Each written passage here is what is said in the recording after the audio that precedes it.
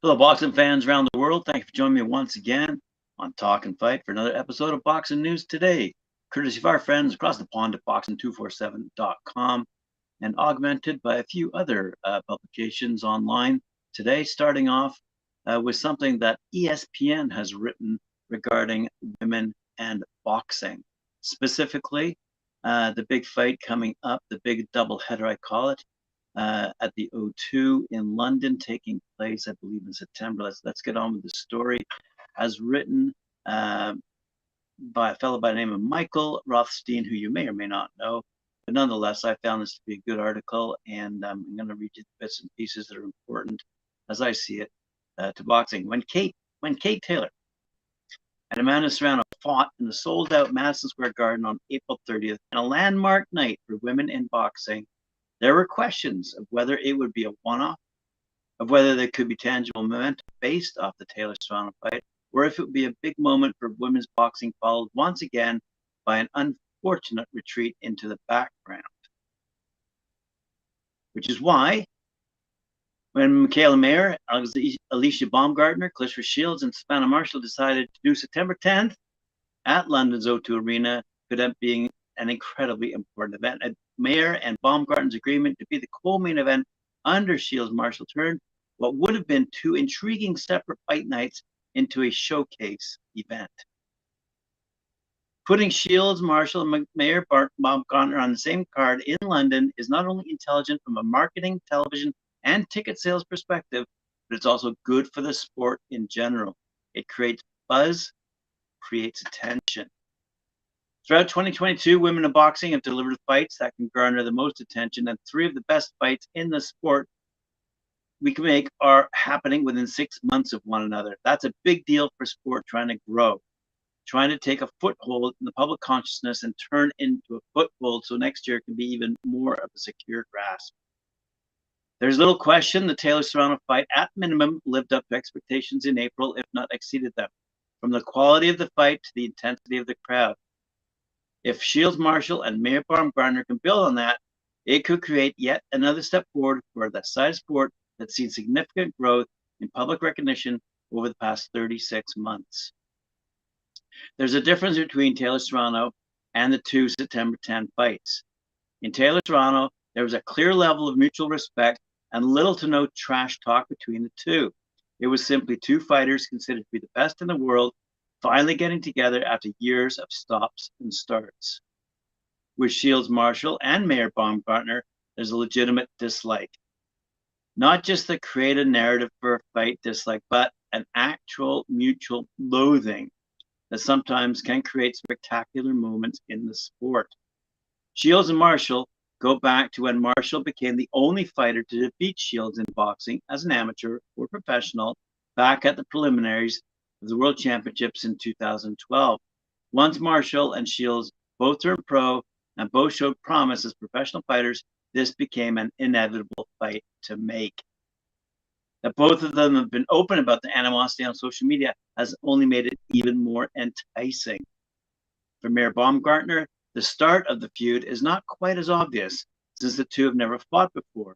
But for months, really, ever since Baumgardner knocked out Terry Harper to win the WBC belt in 2021, they've had a real social media feud. Mayer and Baumgardner let the world know through Twitter and Instagram they did not like each other. But instead of the two fighters letting this drag on for years and years until an unsatisfying resolution far too late in their careers, they decided the time was right and will meet in the ring in September to unify Mayer's WBO and IBF and Baumgardner's WBC junior lightweight titles. It's just another example of female fighters realizing what a big-time fight is, realizing they can sell said fight and that there is money to be made off it, and then executing it without the long delay we've often seen on the men's side of things, with Floyd Mayweather, Manny Pacquiao, and the third Canelo Alvarez, Jenna Golovkin fight as examples. With Baumgardner and Shields Marshall, women's boxing has a real chance to take what April brought and what September has the potential to bring and use it to create a lasting change for the future of women in the sport. I think that was a well-written article by our friends over at ESPN. Let's move along now to Chester, USA. A company called Price Promotions is excited about their 2022 debut event that is scheduled to take place on July 16th at the Elevation Event Center. As I said, that's in Chester, Pennsylvania.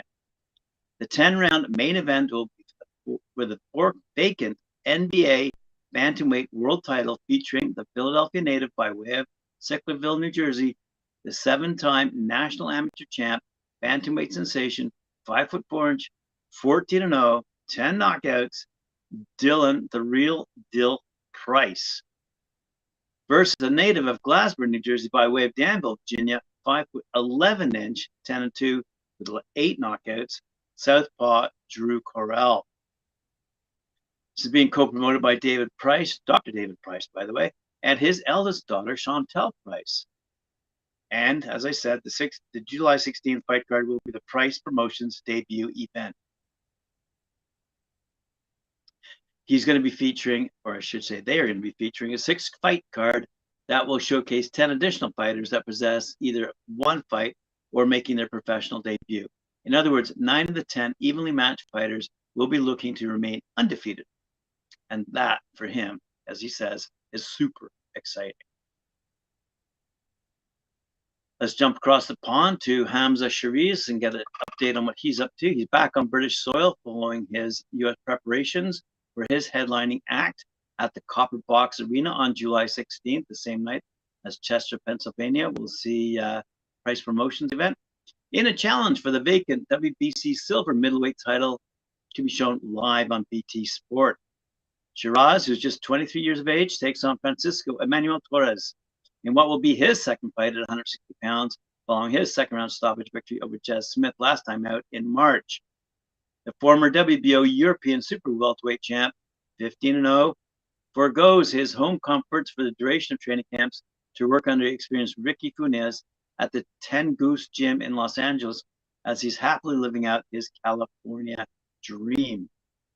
He said, Shiraz, it's great to be back, but I accepted 2 camps ago that I would be working in America for most of my life.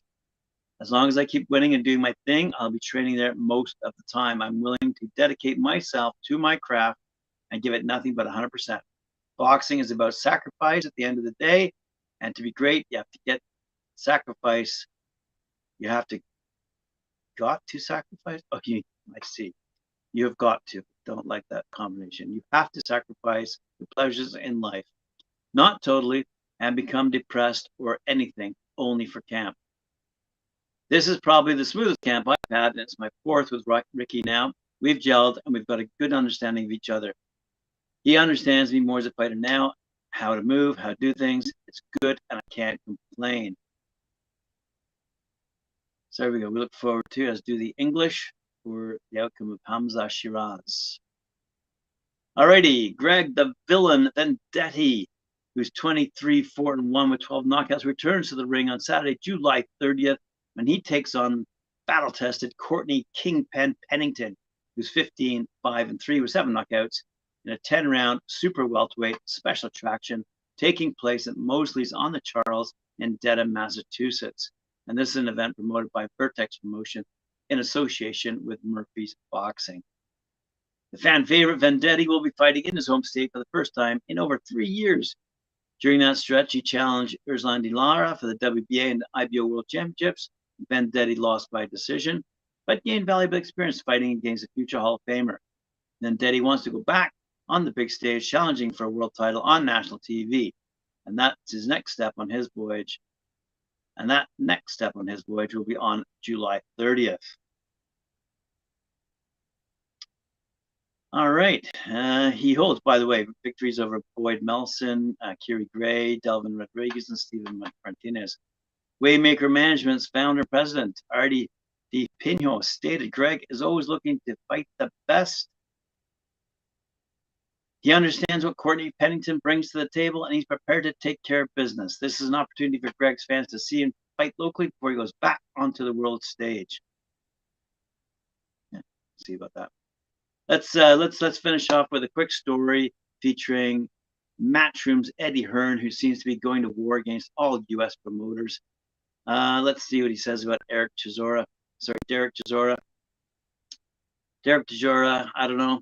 I think he's over the hill. But anyway, let's see what he has to say. Eddie Hearn says Derek Chisora can transmute a victory on Saturday night against Kubrat Pulev into a big fight later this year. I say, who cares? The Matchroom guru Hearn isn't saying what type of opponent would translate into a big fight for entertainment-style heavyweight Chisora, who's 32-12, I might add. Still, it's not unreasonable to assume it could be one of these top fighters. Again, mere assumptions here. Deontay Wilder, who I would not put in the ring ever again. I think he suffered a concussion last time out, and he'd be balancing his health.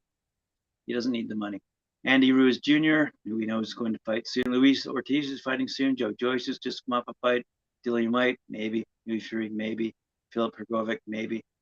With Matchroom's boxing deep pockets, they could get most out of these fighters. This is courtesy of Boxing News 247. Sorry, BoxingNews24.com, by the way. With Matchroom's boxing's deep pockets, they could get the most out of those fighters to take on the grizzled 38-year-old veteran Chisora later this year, if the price is right. But it all starts on Saturday night with the war in his rematch with Pulev. Chisora will be marching into the ring on Saturday night as the underdog against the 41-year-old Pulev in their scheduled 12-round fight at the O2 Arena in London, England. 6 years ago, Chisora was outboxed by the 6'5" Bulgarian Pulev, losing a 12-round split decision in a fight that Derek was lucky to win, where Derek was lucky to win one round. Crap. He's expected to get a big fight? Go, no, I'm not having it. Anyway, let's continue with the story. The judges that worked that fight were overly generous when giving rounds to Chisora because he didn't win any rounds in the true sense. If he wins, this is Eddie Hearn saying this, if he wins, I think he'll get a really big fight at the end of it. That's a big if, buddy. If you look at the level he's losing to, Tyson Fury twice, Alexander Usyk, Vitaly Klitschko, Joseph Parker, robbed against Robert Helenius, had a close fight with Kubrat Pulev, lost to Dillian White in 2 close fights, Hearn said about Chisora. Losing. Obviously, he was doing L is for learning. Obviously, he was doing very well in the second fight before he got chinned. So it's harsh to say this guy is a quality heavyweight. I'm sorry. This is just too British for me. He's better than 99% of the heavyweights out there. But unfortunately, he keeps fighting at 1%. He wouldn't have it any other way. Oh, my God, it's killing me. I think the moment you see regression from Chisora in the ring, particularly in camp, that's when it's time to walk away. But for the moment, I feel he's putting in good performances, and this will be a good telling point because this is a tough fight. Kubrat Pulev is up for it. That's pretty confident going into the fight. But again, he's fighting a guy that's top 15, so he can lose, Hearn said about the 28-year-old Chisora. Yeah, he could. 4 back-to-back defeats is never good for anyone. No shit. Nor is 2. But again, the harsh reality is that sometimes Chisora is not as good as people he's fighting. That's as much as I can give you in layman's terms as possible. But he just wants to have a big fight. He loves fighting. He loves fighting at the O2. He's entertaining. He's great to watch. And I believe you're going to see another entertaining fight on the weekend. Yeah, one way or the other. Oh, my God, that guy cracks me up. All right. Sorry about that, boys and girls. Oh, my gosh. That was too much fun. Thanks for joining me here on Talkin' Fight. I appreciate it. Remember to like, share, subscribe, hit that notification bell. We'll see you later on at 4 p.m. for Knuckle Up with Mike 4 and Cedric Van, who'll be in the den. Cheers. See you later.